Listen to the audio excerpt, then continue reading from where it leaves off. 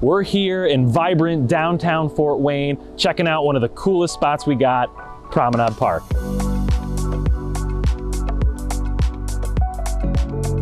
So right now we're on the Treetop Canopy Trail. This extends along the north side of the river. Something kind of cool and unique about Fort Wayne is right in downtown, we've got 3 rivers that meet right in the center. So we've got a unique opportunity and the city is finally taking advantage of it. The first step was Promenade Park. So there's a riverfront development that's going to be taking place over the next few years.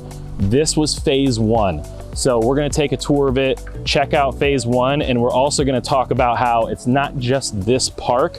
This is just one small piece of a bigger puzzle. So right behind me, we've got Fort Wayne Outfitters. You can rent bikes, you can also rent kayaks, and then right down here, they've got a slip so you can drop them in the water, go kayaking in the river. So one of the cool things behind me is this playground here, something to do for the kids. The city from the beginning has been very adamant that when they're doing this redevelopment, they're spending our citizens' tax dollars. They want to be inclusive for all different ages, races, etc. And this park gives something for the kids to do. Even though this park specifically isn't for children, this just adds that element of diversity. So right behind me, we've got 2 very important pieces of the puzzle. We've got the Schaab metal building behind me, which was recently purchased by a developer. And we've got the Pepsi building, which was recently purchased by the city. This is very important, especially the Pepsi piece, because that connects all the land along here that can be redeveloped. So the city put out a request for qualification from developers. They got 8 proposals. 7 of them are unknown, but one of them recently has made a very big splash. There's developers led by Eric Doden and Doma Developments. They've got a massive proposal out there right now, $1.5 billion. And it's going to completely transform the whole north side of the river. It's going to have a soccer stadium with an attached boutique hotel, a 5,000 seat venue and event center. It's going to have parking garages, retail, apartments, all kinds of stuff, shops. It's going to be very, very cool. Again, it's just a proposal right now, so we'll see. The city hasn't responded yet, so we'll see what they decide to do. So behind me, we've got a very cool new spot. This is Riverfront at Promenade Apartments. It's got a nice pool deck, very trendy, very cool. Up top on the balcony, they've got putting greens, so it's kind of got a new modern twist to it. Also, the great views of Promenade Park. Also, on a practical note, it helps with the water runoff. They kind of did like a bioswale thing here to help manage all the rain runoff that's coming from all this hardscape. So, very cool new spot. So in the last Promenade video I did a couple years ago, I mentioned the underground tunnel boring machine that was known as MaMaJo. That was based on the St. Mary's, the Maumee, and the St. Joe River. That was how it got its name.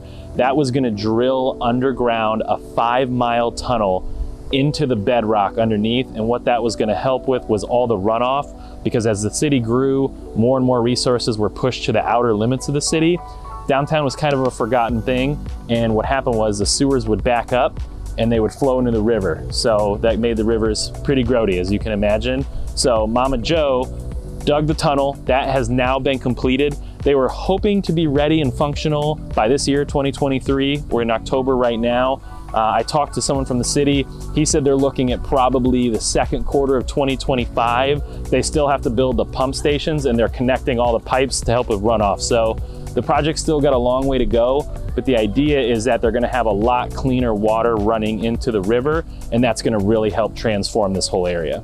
So we just passed the Sweetwater Sound Amphitheater. They have live music and stuff like that, bands out here. This is the kids' canal when it's a little warmer. Today's abnormally warm for late fall. When it's warm summertime, this will all be full of water. It's kind of cool, you know, the water's running, the kids love to splash and play. I brought my kids here. They love climbing around on the rocks.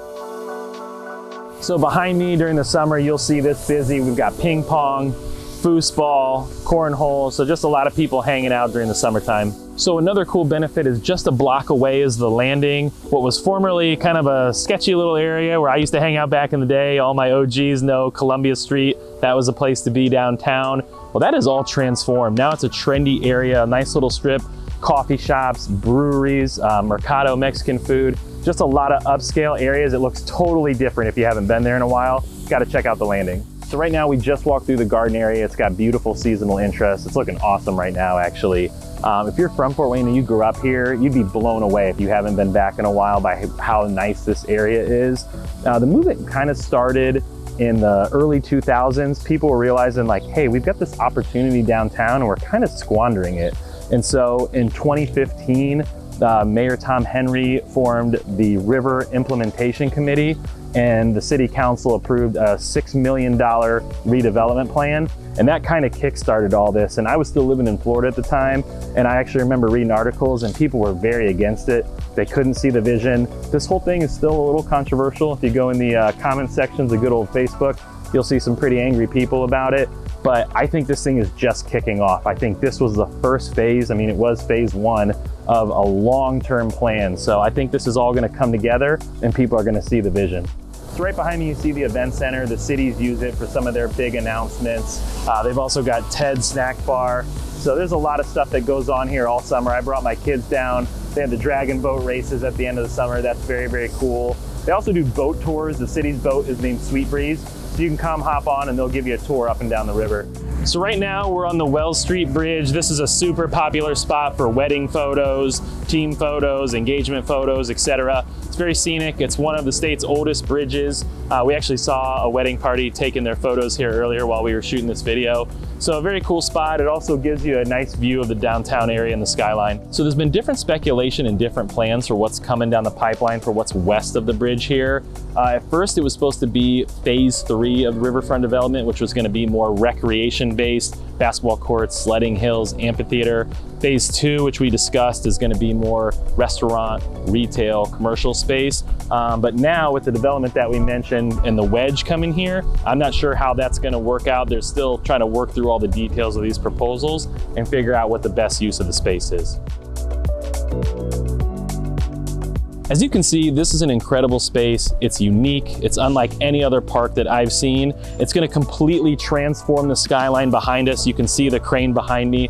So if you haven't been downtown in a while, or if you moved away, definitely gotta come check it out. There's a lot of cool stuff going on. Subscribe to Jake in Fort Wayne. We're gonna keep you up to date on all these developments, all these special projects that are gonna shape the city's future. See you on the next one.